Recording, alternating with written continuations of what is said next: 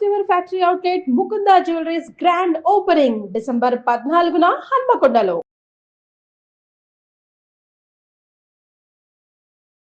అమ్మా నమస్తే. నమస్తే అమ్మా జయలక్ష్మి. అమ్మా శీతాకాలంలో చర్మం పగుళ్ళు డ్రై అయిపోయినట్లుగా, లిప్స్ డ్రై అయిపోయినట్లుగా చాలా చూస్తూ ఉంటాం. అవును. అందులో మనకి ఇప్పుడు హైదరాబాద్ ఇక్కడ చూసుకున్నామంటే ఎక్కువగా డ్రైనెస్ ఉంటుంది, ఎంత మాయిశ్చరైజర్ వాడినా కూడా. పూర్వకాలంలో ఎలా ఉండేదమ్మా, అప్పుడు చలి కూడా ఎక్కువగా ఉండేదట అవును కదా.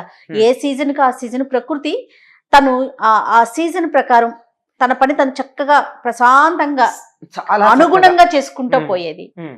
కదా. మరి అవునమ్మా. అప్పుడు ఎలాంటి నియమాలు పాటించేవారమ్మా ఇంకా చర్మ రక్షణకి? చెప్పాలంటేనమ్మా, ఇక్కడ హైదరాబాద్ లో వాతావరణం పొడి వాతావరణం. అవును. తొందరగా వాతావరణంలో పొడి ఉంటుందేమో, చర్మం పగిలిపోయే అవకాశం ఉంది. ఇంకా ఇక్కడ తక్కువ కానీ మనం పల్లెటూళ్ళకి వెళ్ళినట్టయితే పొద్దున 8 దాకా మంచు ఏమీ కనపడదు, అవును. అంత మంచు ఉంటుంది. ఎంత బాగుంటుందో ఆ దృశ్యం. నెమ్మదిగా కరిగి భూమి తొందరగా వేడెక్కుతుందిగా. ఈ కొద్ది కొద్దిగా కరుగుతూ కరుగుతూ కరుగుతూ పొర ఇలా పైకి లేస్తున్నాడు, చాలా అందంగా ఉంటుంది. మరి ఆ మంచు చుక్కలు కూడా పడుతూ ఉంటుంది. అట్లాంటి చోట్ల కూడా ఇక్కడ వాడినట్టుగా మాయిశ్చరైజర్లు వాడడం కానీ, విపరీతంగా రసాయనిక వస్తువులు వాడడం కానీ, లేదు. ఇది సౌందర్య సాధనాలు ఏమి ఉండేవి కాదు. మహా అయితే మరీ ఎక్కువ పని అది చేసి ఏదన్నా కొద్దిగా ఉన్నట్టయితే ఏం చేసేవారంటే, ఈ వెన్న కాస్త ఉంటుంది కదా, అది కూడా మళ్ళీ అంతా వాడరు. వెన్న కవ్వానికి ఉన్న వెన్న ఉంటుందే, కవ్వం అంతా వెన్న తీసేసాక కవ్వం కొంచెం జిడ్డుగా ఉంటుంది కదా, దాన్ని ఒకసారి చేత్తో ఇట్లా అని చేయి కొంచెం జిడ్డు అవుతుంది, ఆ జిడ్డు ఇట్లా అనుకునే వాళ్ళు అయిపోయేది. కానీ ఇప్పుడు పరిస్థితులు మారిపోయాయి కదా. అంతేగా. అసలు సంగతి ఏమిటంటే, చర్మ సౌందర్యం రహస్యం బయట పూసే పూతల్లో ఉండదండి, తినే ఆహారంలో ఉంటుంది. ఏ వైద్యుల్ని అడిగినా చెప్పే మాట అదే. మన ఆరోగ్యం బాగుంటే చర్మం కూడా బాగుంటుంది. చర్మాన్ని బట్టి ఆరోగ్యము, చర్మాన్ని బట్టి వయసంతో కూడా చెప్పేస్తారు, చర్మాన్ని బట్టి. అవునవును. అట్లాంటిది మరి పూర్వకాలం ఏం చేసేవాళ్ళు, ఇప్పట్లాగా పెడిక్యూర్లు లేవు, మెనిక్యూర్లు లేవు, ఫేస్కి ఏమంటారు ఫేషియల్స్ లేవు, ఏమీ లేకపోయినా ఏదో చిన్న చిన్న విషయాలతో వాళ్ళకి బాగుండేది. ప్రధానమైనది ఏమిటి అంటే, వాళ్ళు చన్నీళ్ళ స్నానం చేసేవారు. చన్నీళ్ళ స్నానం అంటే చల్లగా రాత్రిపూట బకెట్లోనో బిందెలోనో పట్టి చేసినవి కాదు, నూతిలోనో చెరువులోనో వాటిల్లో. ఆ నీళ్ళు ఎలా ఉంటాయంటే గోరువెచ్చగా ఉంటాయి. గోరువెచ్చన అంటే నులివెచ్చన, లూప్ వామ్. అలాంటి నీళ్లతో గనక స్నానం చేసినట్టే చర్మం పగలదమ్మా. వేడి నీళ్లతో స్నానం చేస్తే మాత్రం చర్మం పగిలిపోతుంది. చన్నీళ్లతో కూడా చెయ్యరు. అంటే రాత్రి తోడి పెట్టి నీళ్లు, అంటే నూతులోంచి తోడి అక్కడ పెట్టి రాత్రి అంతా ఉంటే అది చల్లగా అయిపోతాయి కదా, ఆ చల్లదనం కాదు, భూమి స్పర్శ కలిగినటువంటి నీళ్లతో చేసేవాళ్ళు. అందుకే ఈ కార్తీక మాసంలో తెల్లారుజామున చెయ్యండి ఇట్లాంటి మాటలు చెప్తారు. అది ఒకటి. అందరూ చిన్నపిల్లలు మరీ వృద్ధులు వాళ్ళు చేయలేరు కదా, వాళ్ళ సంగతి ఏమిటి? వాళ్ళు మహా అయితే స్నానం చేసిన తర్వాత చివరి మగ్గు ఉంటుంది కదా నీళ్లు, దాంట్లో 2 చుక్కలు కొబ్బరి నూనె కానీ నువ్వుల నూనె కానీ వేసి ఆ నీళ్లు పోసేసుకునేవాళ్ళు. 2 చుక్కలు, అంతే అంతే. ఆ నీళ్లు పోసేసుకుని వాళ్ళు గట్టిగా తుడవడం కాదు, ఇలా నెమ్మదిగా అద్దేవాళ్ళు, అంతే. అంతకు మించి పెద్దగా మాయిశ్చరైజర్లు రాచేది లేదు, అలా కుదరలేదు. అందరికీ ఒకసారి నూనె పట్టుకెళ్ళలేకపోవచ్చు, కుదరకపోవచ్చు ఉంది కదా. లేదంటే స్నానం చేశాక ఇంకా ఒళ్ళు కొంచెం తడితడిగానే ఉంటుంది కదా, అప్పుడు ఒక్క చుక్క నూనె చేతిలో వేసుకుని ఒక చుక్క అంతగానే అది రాసుకుని అయిపోయేది. జిడ్డు కాదు, ఒక్క చుక్క.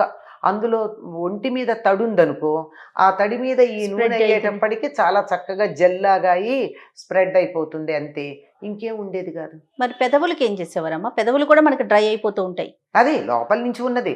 ఆ నూనె కొబ్బరి నూనె నువ్వుల నూనె, లేకపోతే అన్నం తినేటప్పుడు నెయ్యి ఒక్కసారి ఇలా అనుకునేవాళ్ళు, అంతే. అంతకన్నా ఇప్పుడు పెద్ద వాడిందేం లేదు. మేమంతా అలా పెరిగిన వాళ్ళమే. అంటే అప్పటి నుంచి ఇప్పటికి కూడా మేమేం పెద్దగా వాడాం. మా మాయిశ్చరైజర్లు కానీ ఏమీ వాడేది ఉండదు. ఇప్పుడుకి అంతేనమ్మా? అంతే. ఇప్పుడు ఈ వాతావరణానికి సహకరిస్తోందా చర్మం? ఈ వాతావరణానికి కూడా పెద్దగా ఏం ఉండదు. కాకపోతే ఇక్కడ మనకు ఉండేటటువంటి నేల మీద నడవకుండా రాతి మీద నడుస్తున్నాం. అవును. అంటే ఇంట్లో పాలరాతిలో నాపరాళ్ళలో వీటి మీద నడుస్తున్నాం గనక కొద్దిగా కాళ్ళు పగులుతాయి ఎప్పుడన్నా. అది కూడా శీతాకాలం కాదు, వేసవికాలం వస్తూ మధ్యలో ఉండే సమయంలో. అంటే వాతావరణంలో మంచి మార్పులు. డిఫరెన్స్ ఉంటుంది. పొద్దున 8 దాకా చల్లగా ఉంటుంది, 9, 10 అయ్యేటప్పటికల్లా మండిపోతూ ఉంటుంది. డిఫరెన్స్ ఇన్ ద టెంపరేచర్ అవునవును. ఒక రోజులో. ఆ సమయంలో కొంచెంగా కాళ్ళు పగులుతూ ఉంటాయి. అట్లా కాళ్ళు పగులుతూ ఉంటే చేసేది ఏమిటంటే రాత్రిపూట పడుకోబోయే ముందు ఒక చుక్క, కొంచెం పడుతుందిలేండి, అక్కడ 2-3 చుక్కలే పడతాయి, నువ్వుల నూనె తీసుకుని కాలికి రాచుకుని, మళ్ళీ బట్టల నిండా అవుతుంది కదా, వాసన కూడా ఉంటుంది. అది కాలికి ఒక పాత బట్ట కాళ్ళ దగ్గర పెట్టి, మంచం మీద కాళ్ళు తగిలేటటువంటి చోట బట్ట పెట్టి, వీలైతే కాలి మీద కూడా కప్పేయాలి. నూనె రాచిన తర్వాత కప్పేయడం చాలా మంచిది. అలా కప్పేసుకుని కనుక ఉన్నట్టయితే ఏం ఉండదమ్మా, కూడా ఉండదు. అంతే, అంతకన్నా పెద్దగా చేసేది లేదు. ఇది నేనే చాలా మంది చేసే పని అది. ఓకే, ఇది పై పైన మరి లోపలికి మాత్రం మనం సరైన ఆహారం తీసుకుంటే బాగుంటుంది. అంటే ఎలా అమ్మా, ఈ సీజన్ కి తగినట్టుగా శీతాకాలానికి తగినటువంటి ఆహారం, మంచి పుష్టికరమైనటువంటి ఆహారం కొంచెం పరిమితంగా తీసుకోవాలి. పరిమితంగా. కారణం ఏమిటంటే శీతాకాలం మరి కాస్త తినాలనిపిస్తుంది, వేసవికాలం తినలేం, నీళ్ళు ఎక్కువ తాగేస్తూ ఉంటాం. శీతాకాలం చల్లగా ఉంటుందేమో, వేడివేడిగా కారంగా ఎక్కువ తినాలనిపిస్తూ ఉంటుంది. కానీ దాన్ని పరిమితంగా తినాలి. ఎక్కువ ఆహార నియమం పాటించటమే ప్రధానం. అందుకే కార్తీక మాసం అంతా మనకి ఆహార నియమాలు పెట్టారు. అతి పులుపు, అతి కారం తింటే చర్మం బాగుండదు. తగ్గించాలి. సాత్వికమైన ఆహారం తింటేనే చర్మం చాలా బాగుంటుందని పెద్దవాళ్ళు చెప్పేటటువంటి మాట. అది లోపల నుంచి ఉంటుంది, ఆ వెలుగు, కాంతి. పైన మేకప్ వేసుకున్నందువల్ల కాదు. ఇప్పుడు అటువంటి వాళ్ళ ముఖాల దగ్గర మీరు లైట్ వేయండి, మామూలుగా బాగానే ఉంటారు. ఎదురుగా లైట్ పడంగానే మొహం ఇలా లోపల నుంచి వెలుగొస్తున్నట్టు వెలుగుతూ ఉంటుంది. దానికి కారణం వాళ్ళు తినేటటువంటి ఆహారం మాత్రమే. ఇంకా ప్రధానమైంది ఏమిటంటే మనసు ప్రశాంతంగా ఉంచుకోవడం. ఇది ఒకటే ఇబ్బందికరమైంది, ప్రధానమైంది.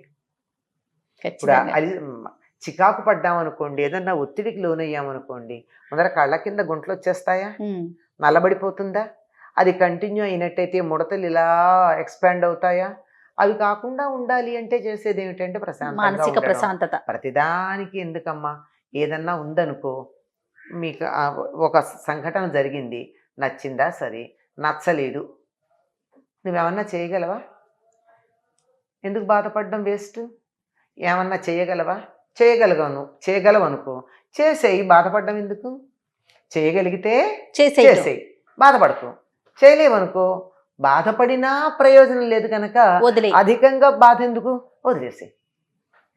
చేయగలవా లేదా నిశ్చయం చేసుకో, అంతే. వీలైనంత వరకు ఇలా ఉండగలిగినట్టయితే అటు బీపీలు రావు, షుగర్లు రావు, ఇటు చర్మం కూడా మెరుస్తూ ఉంటుంది, కళ్ళు కూడా మెల్లమెల్లాడుతూ ఉంటాయి. ఖచ్చితంగా తప్పకుండా. అంటే మీరు అన్నట్లుగా ఆహారంలో కూడా మనం జాగ్రత్తలు తీసుకోవాలి. పై పూతలతో పాటు లోపలికి పై పూతలు రసాయనికంవి చేసుకుంటే ప్రమాదం అమ్మా. అది వాళ్ళు చేసుకుంటే రేపు చేసుకోకపోతే సమస్య అయిపోతుంది. లేదు, కొంతమందికి సహజంగానే పుట్టుకతోనే డ్రై స్కిన్ ఉంటుంది పాపం. అవునవును. కొంతమందికి ఆయిలీ స్కిన్ ఉంటుంది, దాన్ని బట్టి కూడా ఉంటుంది. ఇలాగే పుట్టుకతోనే డ్రై స్కిన్ ఉందనుకోండి, ఇప్పుడు మరీ చికాగ్గా ఉంటుంది, ఇలా అనుకోగానే తెల్లని చార్లు కనపడుతూ ఉంటాయి. అట్లాంటప్పుడు హాయిగా మన వాళ్ళు నవనీతం చేసి రాసేవాళ్ళు. అంటే ఏంటంటే కొంచెం నీళ్లు తీసుకుని, నీళ్లలో ఒక చుక్క కొబ్బరి నూనె వేసి ఇలా గిలక్ కొడితే కొంచెం మన జెల్లులాగా తయారవుతుంది. దాన్ని పూసేస్తే చాలు, జిడ్డు ఉండదు.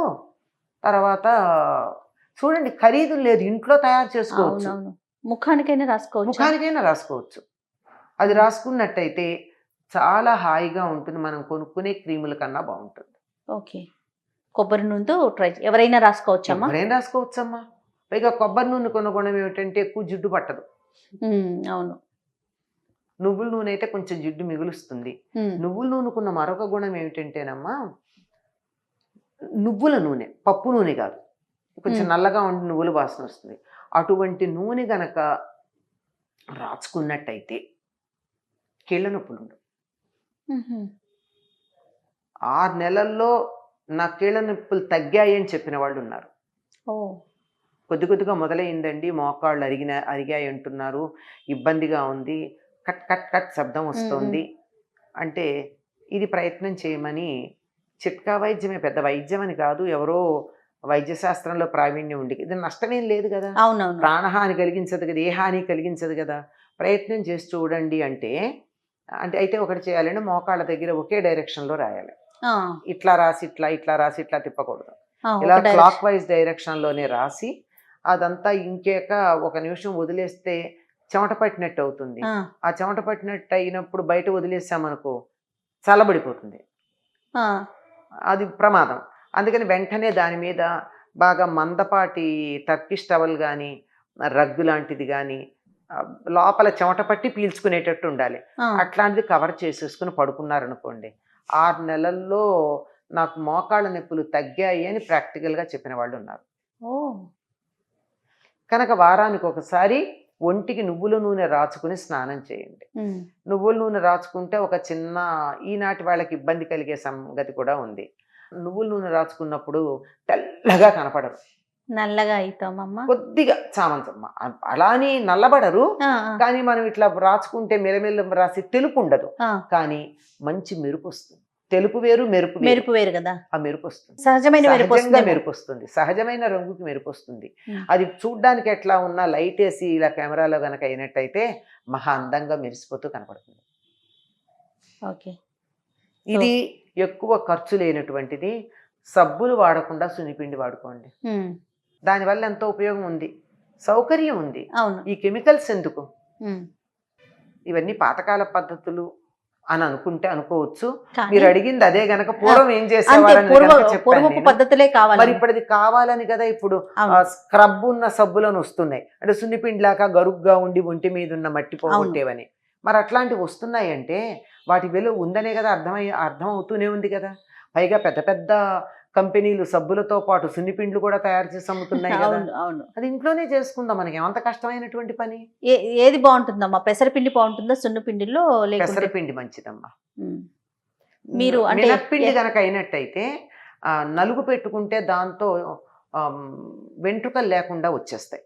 ఏది మినప్పిండి అయితే? మినప్పిండి కొంచెం జిగురు ఉంటుంది కదా, అవునవును, బాగా నూనె రాచిన తర్వాత సున్నిపిండి పెట్టి ఆ తర్వాత ఇట్లా ఎదురు వైపు గనక నలుగు పెట్టేసినట్టయితే వెంట్రుకలు వచ్చేస్తూ ఉంటాయి.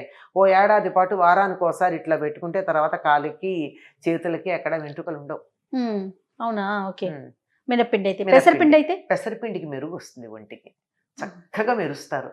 పెసరపిండిలో కొంచెం పసుపు గనక వేసుకుని రోజు రుద్దుకుంటే మంచి నురుగు కూడా వస్తుందమ్మా. మెత్తగా గనక పట్టిన పెసరపిండి అయితే ఇంకేమన్నా కలపాలమ్మా? రకరకాలు కలుపుకుంటారమ్మా అందులో. ఓపాన శక్తి ప్రధానమైతే ఇది పెడతారు, ఇది పసుపు. ఆ పసుపు కూడా కొంచెం వేడి చేస్తుంది, మాకు పడదు అనే వాళ్ళు ఉంటారు. అందుకని కస్తూరి పసుపు అని ఉంటుంది. కస్తూరి పసుపు, సౌభాగ్య శుంఠి, బావంచాలు, మరి వట్టివేళ్ళు, ఇట్లాంటివన్నీ కూడా వేసి తయారు చేసేవాళ్ళు ఇళ్లల్లో పూర్వకాలం. అవన్నీ చేసుకుంటే చర్మం చక్కగా ఉంటుంది, సహజంగా ఉంటుంది, మంచి పరిమళం ఉంటుంది. ఇంకా నారింజ పండు తొక్కలు కూడా వేసి, అది ఎక్కువ అక్కర్లేదు, ఊరికే వాసనకి అవి యాంటీసెప్టిక్ గా పనిచేస్తాయి. ఏ రకమైన క్రిమి కీటకాలు లేకుండా, ఒంటి మీద ఏదన్నా చిన్న వైరస్ ఫంగస్లు వచ్చి వస్తాయి కదా, అట్లాంటివి లేకుండా పనిచేస్తాయి. ఇవన్నీ కలిపి తయారు చేసుకునే వాళ్ళు ఇంట్లో పూర్వకాలం. సంవత్సరానికి తరపున వేసవికాలం వస్తే ఖర్జూరాలు ఇవన్నీ వేసి ఒక్కొక్కటి ఒక్కొక్క సుగుణం కలిగినవి. ఇవన్నీ చేసుకోగానే ఓపుకుంటే సరే, దానికి ప్రత్యేకమైన పాళ్ళు కూడా ఉన్నాయి, అవన్నీ చేయగలిగామా సరే. లేదంటే మామూలు పెసరపిండి కొంచెం పసుపు కలుపుకుని వాడుకోండి, ఎప్పటికప్పుడు మీకు పనికొస్తుంది, ఎంత బ్రహ్మాండంగా ఉంటుంది. మీ ఇలా చెయ్యి పెడితే కొంచెం నూనె రాచుకుని దాంతో ఒళ్ళు రుద్దుకుంటే, చెయ్యి పెడితే చెయ్యి ఇలా జారిపోతుంది, అంత నూనెగా తయారవుతుంది.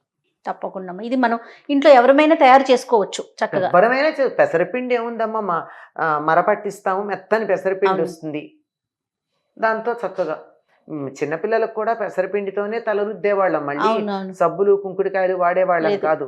తలకి పెట్టిన ఆమదం కూడా పోతుంది ఆ పెసరపిండితో. అట్లాంటిది ఏమవుతుందంటే ఈ పైనుండేటటువంటి ఈ ఉంటాయి రోమకూపాలు ఉంటాయి కదా, దాని ద్వారా కూడా ప్రోటీన్ అందుతుంది శరీరానికి. ఓహో, పెసలు అంత మంచివి. పెసలే కదా, ఏ పిండి అయినా మనం ఒంటికి పిండి పెడితే ఆ, రోమకూపాల్లోంచి కూడా సారం లోపలికి వెడుతుంది. అందుకని నరిష్మెంట్ ఎంత బాగుంటుందో, పోషకత్వం. ఓపిగ్గా చేసుకోవాలి అంతే. ఏమంత ఓపికమ్మ, మర పట్టించండి. మార్కెట్కి వెళ్ళి సబ్బు కొనుక్కొచ్చే బదులు ఉమ్. మార్కెట్ నుంచి వస్తూ ఆ పెసరపప్పు మర దగ్గర పట్టించుకురండి, అంతే. అమ్మ, పెసలా పెసరపప్ప? పెసలు చాలమ్మా. పెసలు. పసిపిల్లలకైతే పెసరపప్పు వాడతాం. ఉమ్. ఎందుకంటే ఆ పెసల పైన పొట్టు ఉంది, ఉంటుంది కదా. ఆ పొట్టు కొద్దిగా ఉండి పిల్లలకి తల రుద్దితే పట్టుకునే అవకాశం ఉంది. ఆ, అందువల్ల పిల్లలకి మాత్రం పెసరపప్పే వాడతాం. పెద్దవాళ్ళం పెసలు వాడచ్చు. ఓకే. అది కూడా మంచిది, ఎందుకంటే కొంచెం బరకుండి బాగా స్క్రబ్ పోతుంది. లాగా పెసలే పనిచేస్తుంది. వాడతాం. అందులో ఓ చారుడు బియ్యం వేసామంటే ఇంకా కొంచెం బాగుంటుంది. తప్పకుండా. థ్యాంక్ యూ అమ్మా, నమస్తే.